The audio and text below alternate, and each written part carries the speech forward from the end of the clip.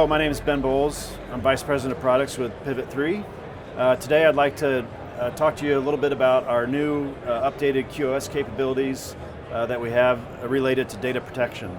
We recently introduced in our version 4.0 software for the Pivot3 flash array the capability of a data protection QoS. So we were taking our QoS capabilities that we've had in the product for a while now as it relates to performance QoS and extending those now for data protection to enable policy management, prioritization, and retention policies, scheduling as it relates to our snapshots and replication capabilities.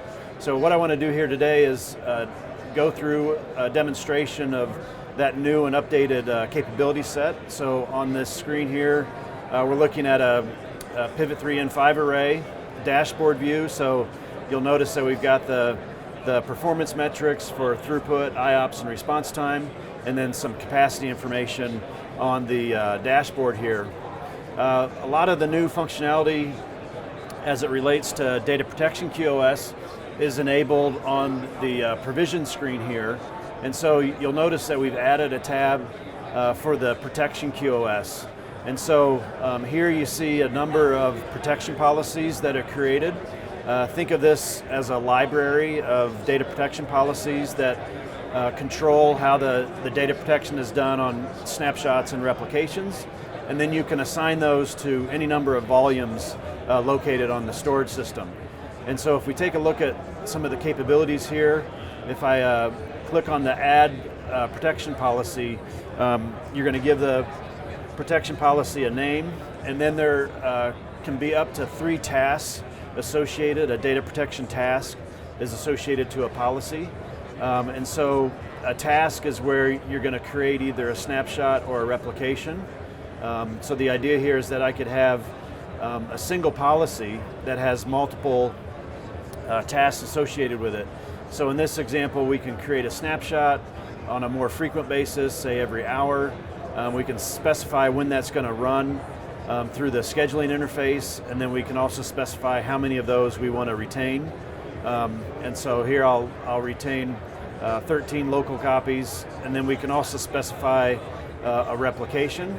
And so you pick the replication target, so I'll specify London, that I'm going to replicate this volume, or with this data protection policy, and then we go ahead and create that policy, and then that becomes a policy that can be applied to those volumes. If we go look at the volumes screen here, I've got a number of volumes that I can configure here, and so if we click on this VM Store 1 volume, you'll notice that as far as our quality of service configuration, it's pretty simple, and that you specify a performance policy, and then you can pick from the protection policies that are configured on the system. So this one is replicating to New York daily at 7 p.m. is the data protection policy that we've selected.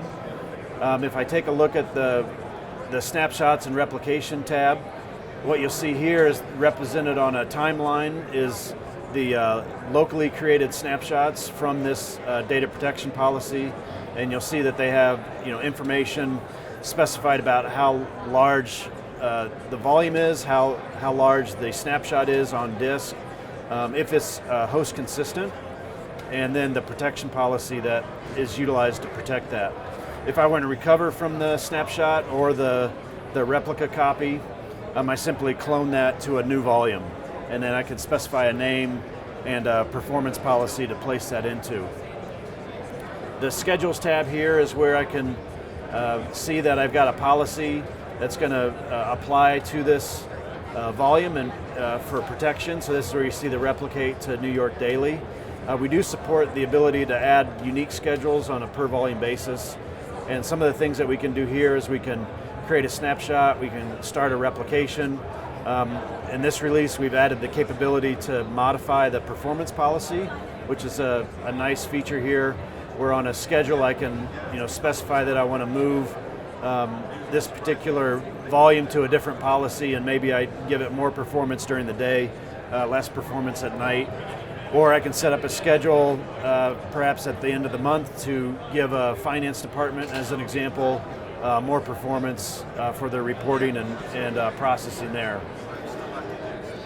Our data protection QoS is integrated with applications, so this protected host tab here, you'll notice that I have 2 vCenter servers and a Windows server configured, and so our data protection QoS is integrated with VMware and Hyper-V virtual machines, as well as Windows applications. So if it's a Windows application, we're integrated through the VSS framework.